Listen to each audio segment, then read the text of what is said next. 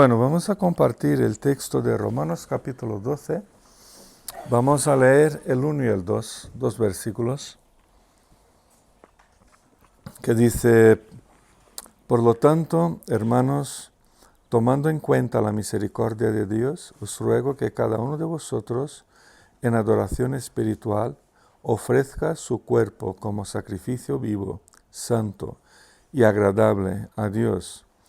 No os amoldéis al mundo actual, sino sed transformados mediante la renovación de vuestra mente. Así podréis comprobar cuál es la voluntad de Dios, buena, agradable y perfecta. Amén. Este texto da para mucho, ¿no? Pero quería únicamente que meditemos un poquito sobre cómo comprobar la voluntad de Dios, ¿no? Yo sé que todos nosotros buscamos conocer la voluntad de Dios. ¿Qué Dios quiere para mi vida? ¿Qué debo hacer, no? Seguir por un camino o por otro, ¿qué decisión puedo tomar? No solo que sea la mejor decisión para mí, sino que sea conforme los planes y la voluntad de Dios. Entonces es una pregunta que siempre la tenemos presente. Siempre buscamos conocer la voluntad de Dios. Eso es parte de la propia espiritualidad cristiana, ¿no? Es parte de lo que somos como cristianos y como pueblo de Dios. ¿Qué quiere el Señor de mi vida, ¿no? O sea, ¿qué estoy haciendo aquí como hijo de Dios, como hija de Dios, como siervos que somos del Señor? El texto creo que no trata únicamente de ese tema, pero es un tema que pasa por él, ¿no? Pasa por el texto y lo podemos como que pillar así y ver lo que nos enseña. Pero antes de meternos en estos dos versículos, creo que sería importante echar un vistazo general por todo Romanos, ¿no? A ver, es la carta más grande del apóstol Pablo, ¿no? Es la más extensa. Por eso es la primera que viene en la colección de las cartas de Pablo, ¿no? Que están ordenadas de la más grande a la más pequeña, no por importancia ni por antigüedad, sino que por tamaño, es así de simple, ¿no? Luego, ¿por qué escribió Pablo esta carta? ¿Os acordáis que estudiamos Romanos, no? Por 4 años, ¿no? Cada semana, más o menos eso. ¿Por qué escribió Pablo esta carta? Pues si vamos al final del capítulo, capítulo 15, pues vemos que Pablo ya se sentía como que ya había cumplido con las oportunidades ministeriales que Dios le había puesto por toda la zona donde estaba viviendo, ¿no? Y dijo incluso que llegó a predicar hasta el Ilírico, ¿no? No tenemos registros de cuando Pablo estuvo por ahí, pero el Ilírico hoy es como si fuera el norte de Albania, ¿no? Y ya el sur de Montenegro, esta zona, ¿no? O sea que Pablo dijo que estuvo por ahí, ¿no? Y bueno, como un pequeño chiste, ¿no? Una de las veces que estuve en Albania, pues me contaron que el apóstol Pablo, cuando estuvo ahí, incluso tienen la playa donde Pablo, más al sur de Albania, hoy hay una playa muy bonita donde dicen que Pablo, después de caminar días y días para llegar, pues se tumbó en la arena a descansar y se durmió. Y que le robaron las sandalias. Y que así fue como empezó la mafia albanesa, ¿no? Ya en días del apóstol Pablo, ¿no? Eso me contaron en Albania, no sé si es cierto, pero dejo aquí registrado por si acaso, ¿no? Pero sé que Pablo estuvo por muchas zonas por ahí predicando el Evangelio. Y él aquí en el capítulo 15 nos dice que ya era como si hubiera como que agotado las posibilidades para él, no para la iglesia, sino que sus posibilidades ministeriales personales en toda esta zona. Claro, y también porque empezó muchísimas peleas con gente de por ahí, tenía que marcharse, ¿no? Esa era otra característica de Pablo. Tenía un mal genio así muy especial. Y bueno, y quería irse a lo más lejos posible. Y lo más lejos posible era España, ¿no? Y aquí en este capítulo 15, por 2 veces, menciona sus planes de venir a España a predicar el Evangelio. Y hay documentos históricos que comprueban que posiblemente Pablo tuvo por donde hoy está Tarragona, más o menos, en pueblos de ahí, ¿no? En la época eran pueblos romanos que habían ahí. Y bueno, tampoco hay mucha seguridad de que se estuvo o no. Pero total, que él quería venirse a España a predicar el Evangelio.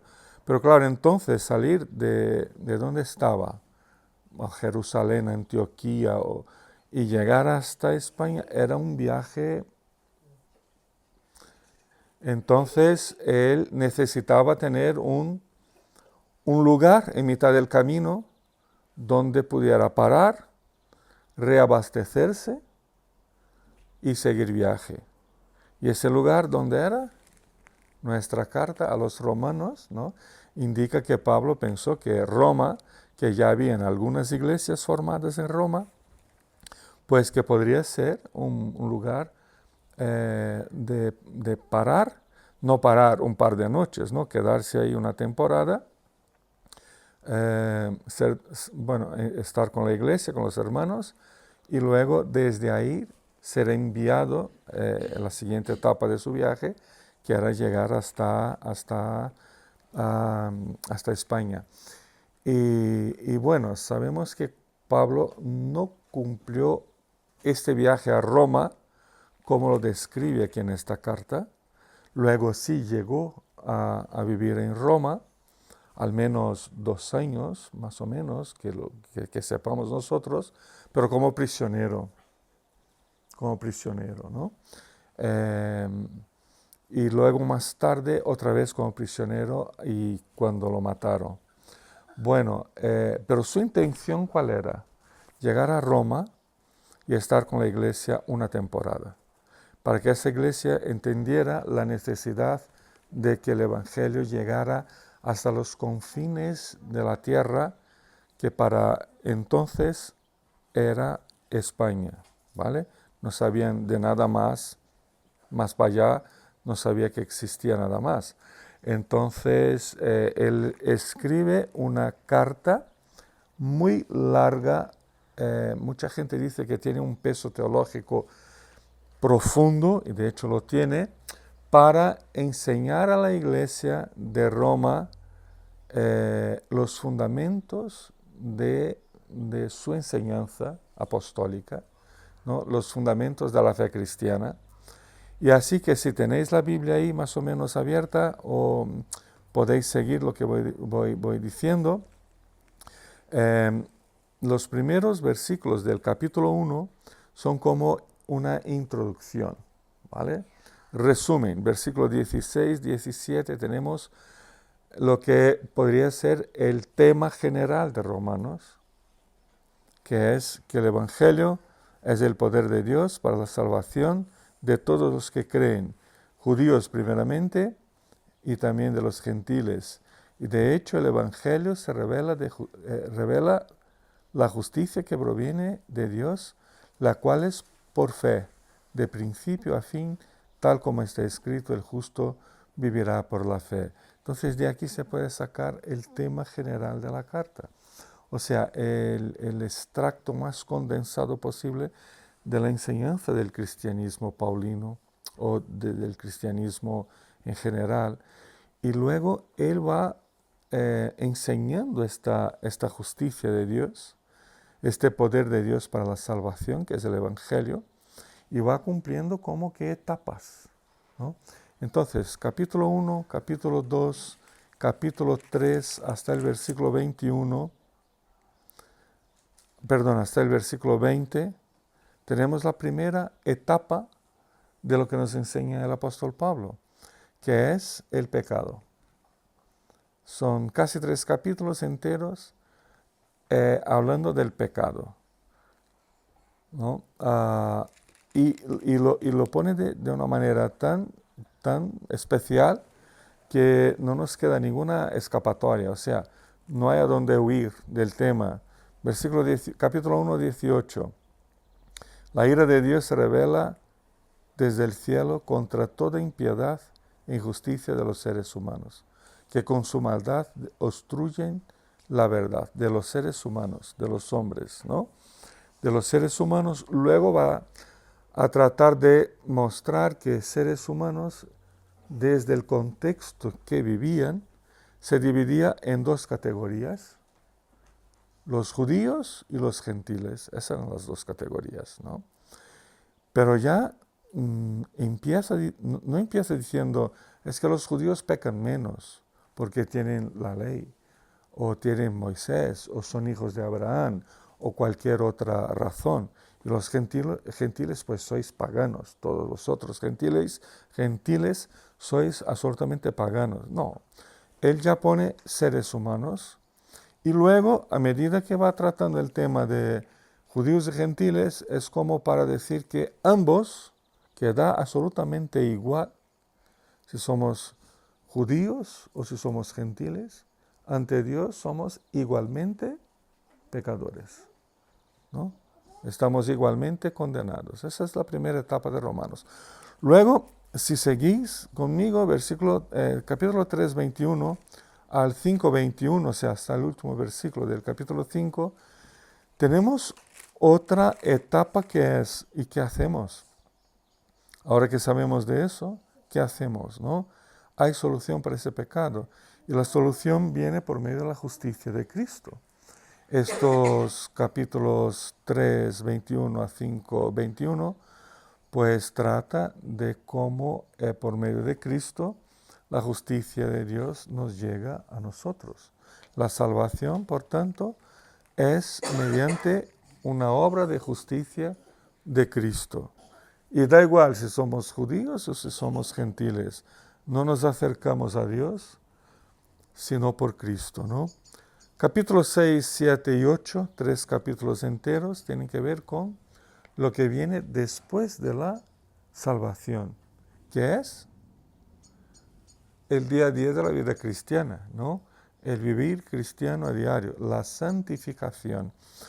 Así que él empieza diciendo que estamos muertos al pecado, vivos en Cristo, y la pregunta, ¿no? ¿Vamos a persistir en el pecado para que la gracia abunde? Y la respuesta, de ninguna manera, ¿no? De ninguna manera. Entonces va a tratar de este camino de fe, de espiritualidad, que nos ocupa cada día, ¿no? Capítulos 6, 7 y 8. Capítulos 9, 10, 11 y 11, 9 a 11, el 12 no. 9 a 11, para muchos es como un paréntesis. Pero yo creo que aquí él está tratando del tema de que la salvación está bajo la soberanía divina.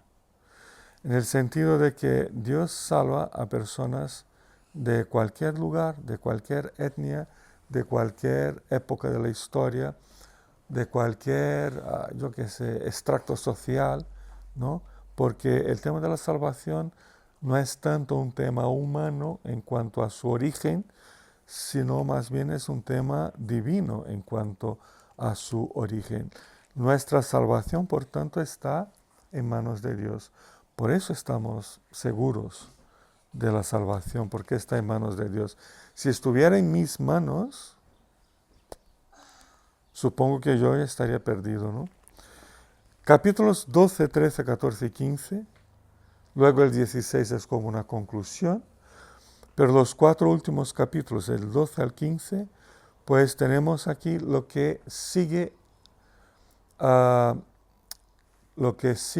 esta soberanía divina de la salvación, que es la misión cristiana. El amor, el servicio y la misión cristiana. son temas que se van mezclando aquí.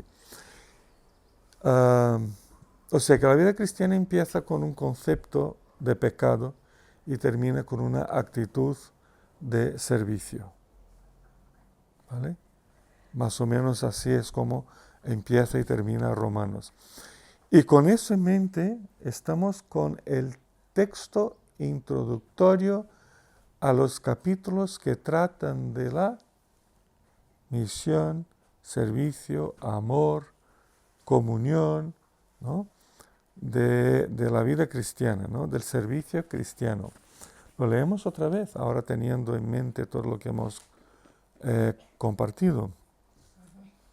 Por tanto, hermanos, tomando en cuenta la misericordia de Dios, os ruego que cada uno de vosotros, en adoración espiritual, ofrezca su cuerpo como sacrificio vivo, santo y agradable a Dios. No os amoldéis al mundo actual, sino sed transformados mediante la renovación de vuestra mente. Así podréis comprobar cuál es la voluntad de Dios, buena, agradable y perfecta. Esa es la voluntad de Dios, ¿no? Buena, agradable y perfecta. Pues en esa sesión en que trata del servicio, empieza comentando algo sobre el tema de la voluntad de Dios.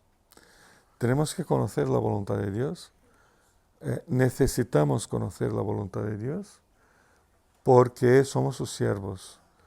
El siervo, el esclavo, antiguamente, ¿no?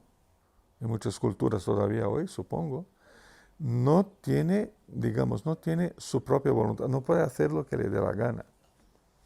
Tiene que cumplir con lo que sus amos determinan, ¿no? Tiene que cumplir con las tareas que le fueron asignadas. Los siervos, los esclavos, necesitan conocer lo mejor posible la voluntad de sus amos. Y cuando empezamos a tratar de un texto tan extenso como estos 4 capítulos, que nos hablan del amor, del servicio, pues conocer la voluntad de Dios parece que, según el apóstol Pablo, es la puerta de entrada, ¿no? Es el pistoletazo de salida para una vida de servicio, una vida dedicada al Señor. Pero ¿cómo conocer la voluntad de Dios? ¿Cómo conocemos la voluntad de Dios? Hay un montón de formas, ¿no? Por ejemplo, yo puedo pensar y orar, Señor, ¿qué debo hacer? A o B, ¿no? Tengo 2 opciones, o 3. ¿Qué camino seguir? Oro bastante, ayuno, hablo con algunos hermanos, amigos o líderes, etcétera, para saber sus opiniones.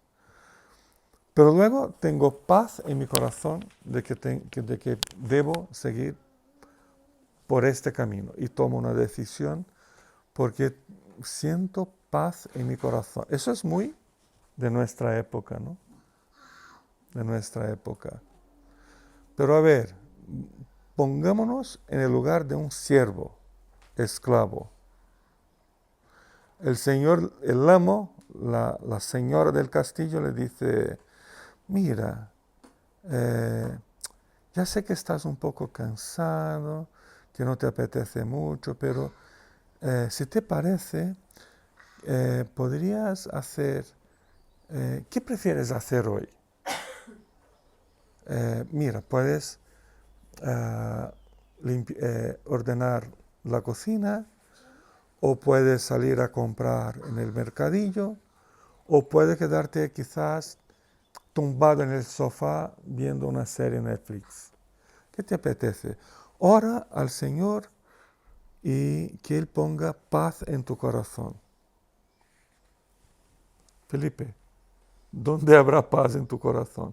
En mi corazón yo quiero quedarme en el sofá viendo Netflix. Yo, no sé vosotros.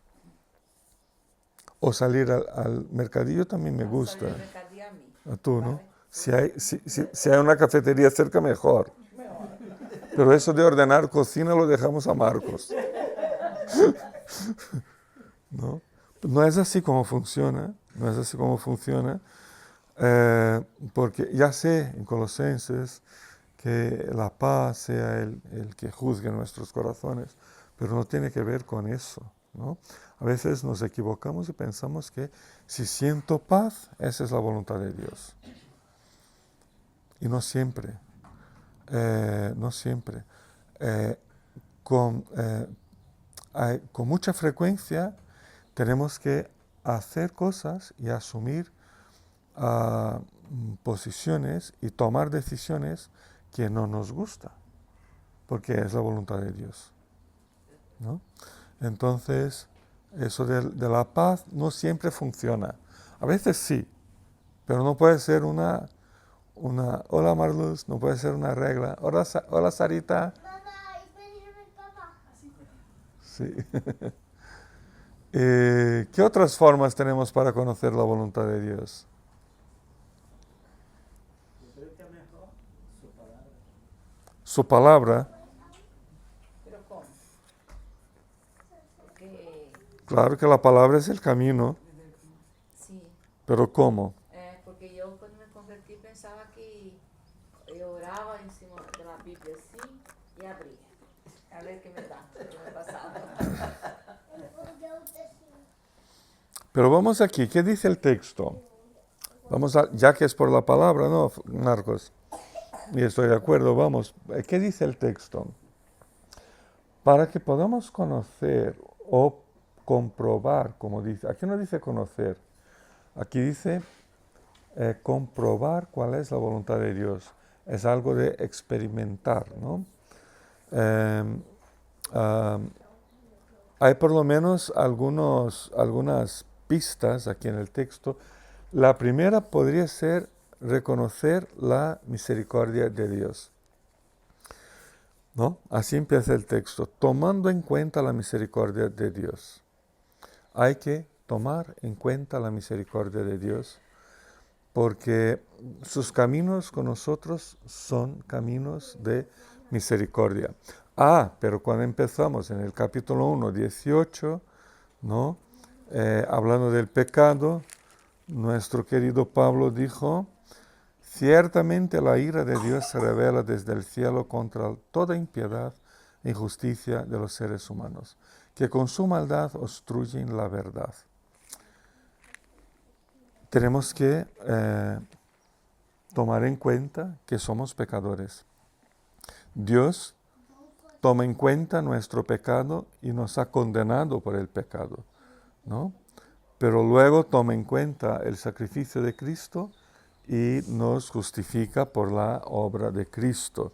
Entonces, que en esa dinámica, dentro de Dios, dentro de su perspectiva divina, o no me gusta mucho usar esa palabra, pero dentro de los trámites judiciales del tribunal divino, hubo una deuda, hubo una demanda, hubo un juicio, y cuando el juez estaba ya el momento de decir sois culpables eternamente, el abogado dijo, no, pero mira, es que yo pagué esa deuda con mi propia vida, ¿no? Yo pagué esa deuda con mi propia vida, están justificados, no deben nada más. Entonces, lo que tenemos que tomar en cuenta, según Pablo, es esa dinámica que pasa en Dios, de cómo Él puede entender que somos pecadores y entender que por medio de Cristo Él mismo nos considera ya como que justificados de esa deuda, de ese pecado. Y a esa dinámica la podríamos llamar misericordia de Dios, ¿no? Entonces, para comprender la voluntad de Dios, hay que tomar en cuenta la acción de Dios, la actitud de Dios de salvarnos, o su gracia. Y a veces decimos, y de vez en cuando lo repito, ¿no? ¿Qué es la gracia? Un favor que no merezco, inmerecido. Vale, pero eso es darle un pellizco en la gracia. Y todo el conjunto se queda sin tocar, ¿no? Y todo ese conjunto de la gracia o de la misericordia son estas acciones divinas que vienen sumándose desde antes de la fundación del mundo, a lo largo de toda la historia, que culmina en Cristo, que sigue después de Cristo, que pasa por nosotros y que se completará con la segunda venida y seguirá eternamente. O sea, es toda una historia de acciones redentoras de Dios, ¿no? Toda una historia de acciones redentoras. ¿Y qué tenemos aquí en este libro? Digamos, el registro de esta historia, el registro de esta gracia. Hay que tomar en consideración, por tanto, todo lo que la Biblia nos enseña acerca de Dios, de uno mismo, de la familia, de la sociedad, del pecado, de la santidad, del mundo, del ser humano, de la persona de Dios, de la obra de Cristo, y todo lo demás, y todo eso se compone en la misericordia de Dios. Si queremos conocer y comprobar y experimentar la voluntad de Dios, pues hay que empezar por ahí, tomar en cuenta algo. Y cuando tomamos en cuenta la historia de salvación de Dios, yo me aparto un poco del proceso y no estoy tomando en cuenta si me gusta, si estoy cansado, si me apetece, si es lo que me conviene ahora, si gano más, si me divierto, ¿no? Vamos a hacer no sé qué, sí, es muy divertido, ¿no? Es muy no sé, hay muchas cosas de la obra de Dios que a mí no me divierten para nada, pero que es lo que Dios quiere que haga, ¿no? Entonces, es que no tengo que tomar en cuenta tanto a mi persona en un aspecto primero.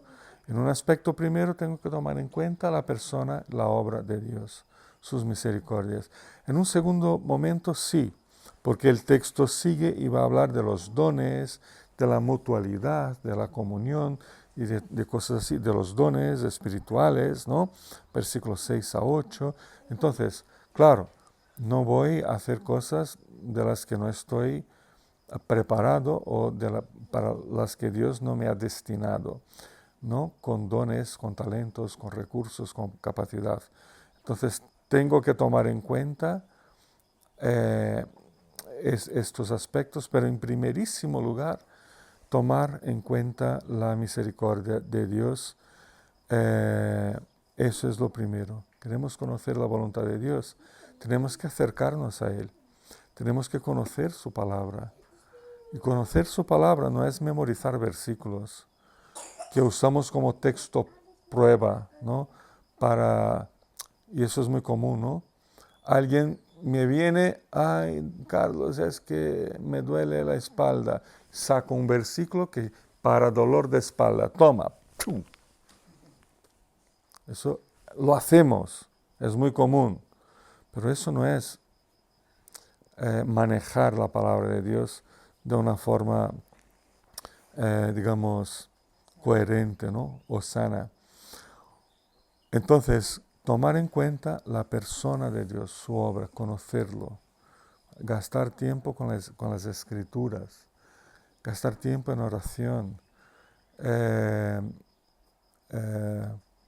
y tener claro que el Señor tiene propósitos para nosotros.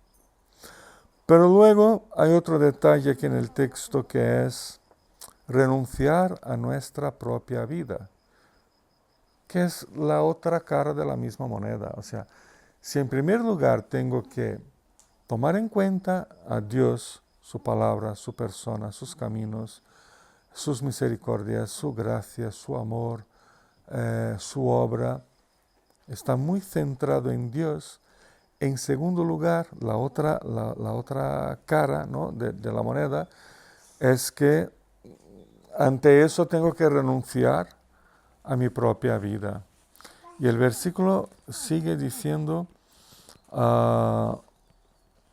os ruego que cada uno de vosotros en adoración espiritual ofrezca su cuerpo como sacrificio vivo, santo y agradable a Dios. Palabras que ya no nos gustan. Las primeras palabras están muy bien, ¿no? Tomar en cuenta la misericordia de Dios. Qué bonito. Gracias, Señor, ¿no?, por tus misericordias. Pero las siguientes palabras, hay palabras como ofrecer mi cuerpo, sacrificio.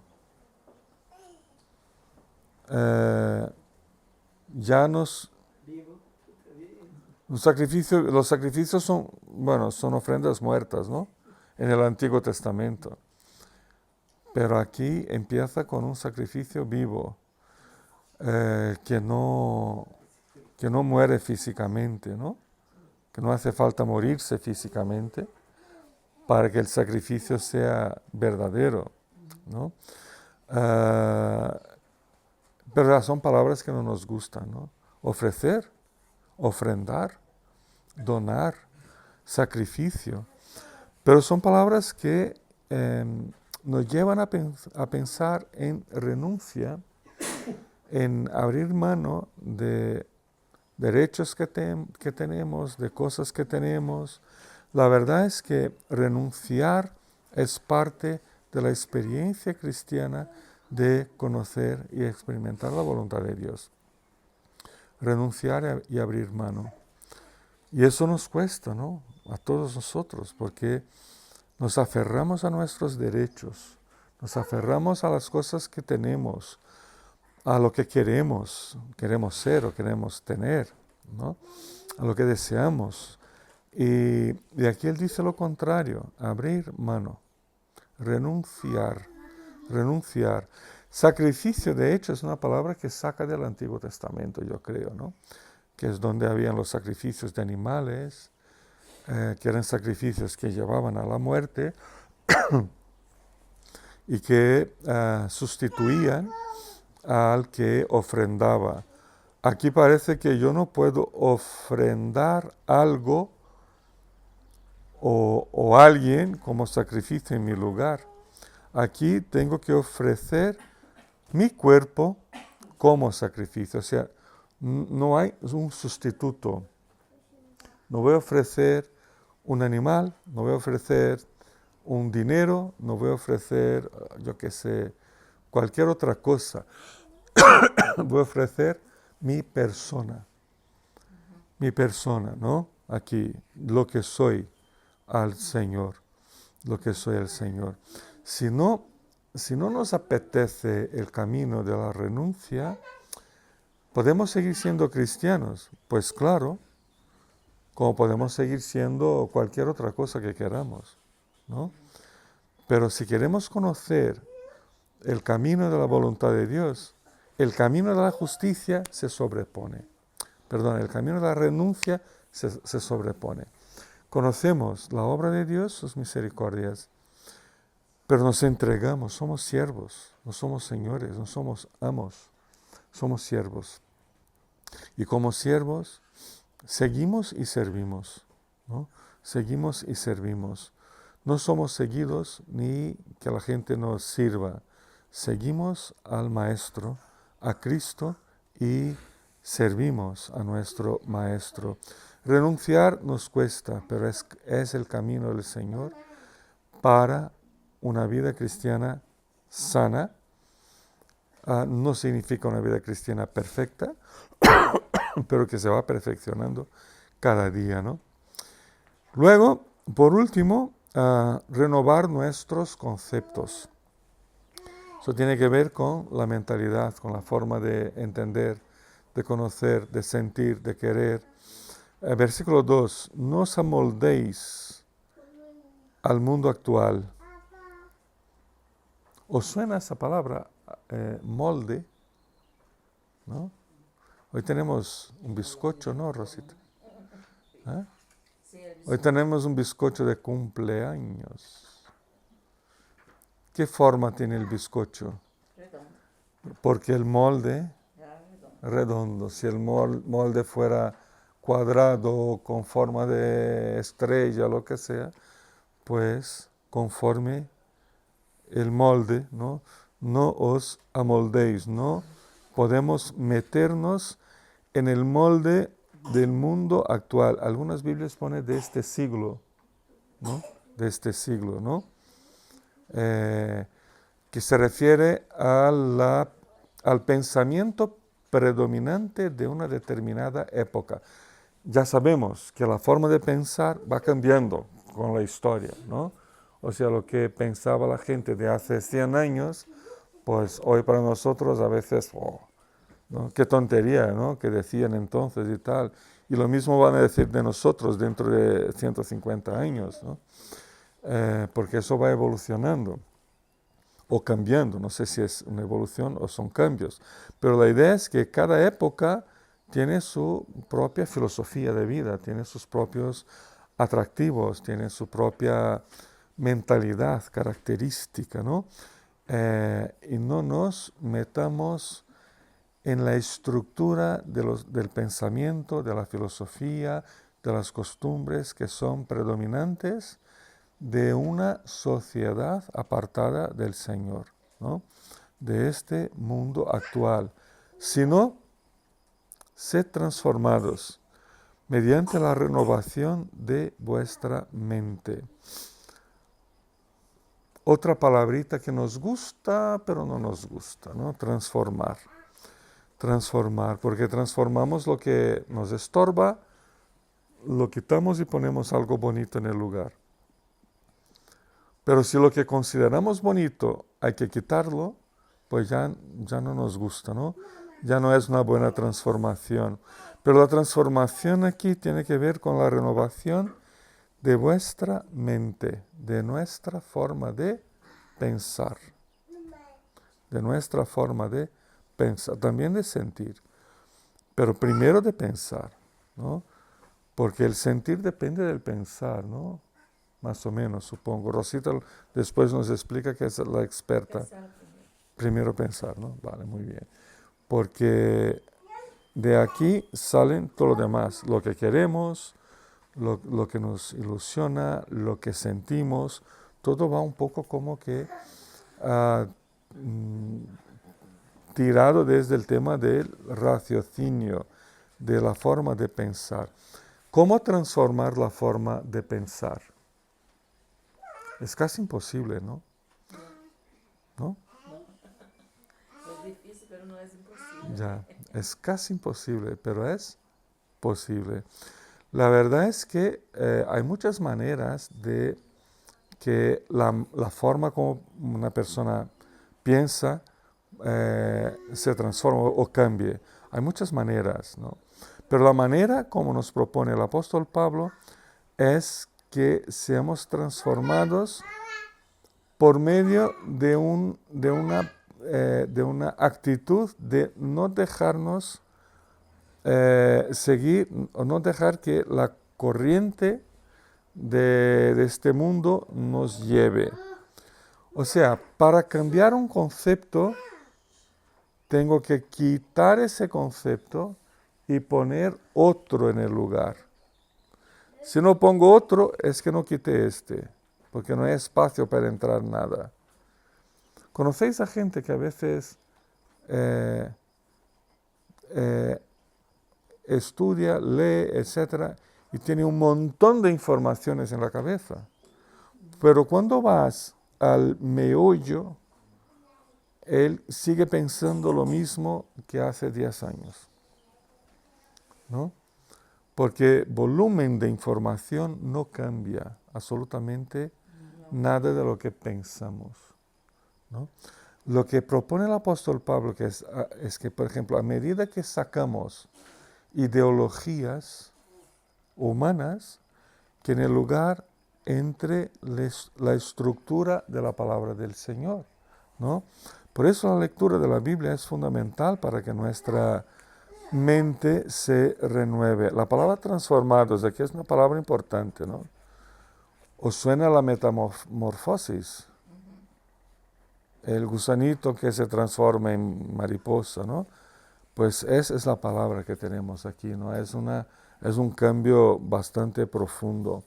Solo así podemos experimentar, comprobar, conocer cuál es la voluntad del Señor, sabiendo de antemano, ya por Pablo, que su voluntad es buena, es agradable y es perfecta. Bueno, por supuesto que es buena para mí, que será agradable para mí y que será más futuro todavía perfecta a medida en que estemos con Cristo en la vida venidera. Son etapas, ¿no?, de nuestro proceso de meternos en la voluntad de Dios. Es buena para Dios, es agradable a los ojos de Dios, es perfecta ya en Dios, pero vamos creciendo en eso, ¿vale? Vamos conociendo, experimentando gradualmente la voluntad de Dios, que se va haciendo buena, poco a poco agradable, y en la segunda venida de Cristo será ya absolutamente perfecta en nuestras vidas.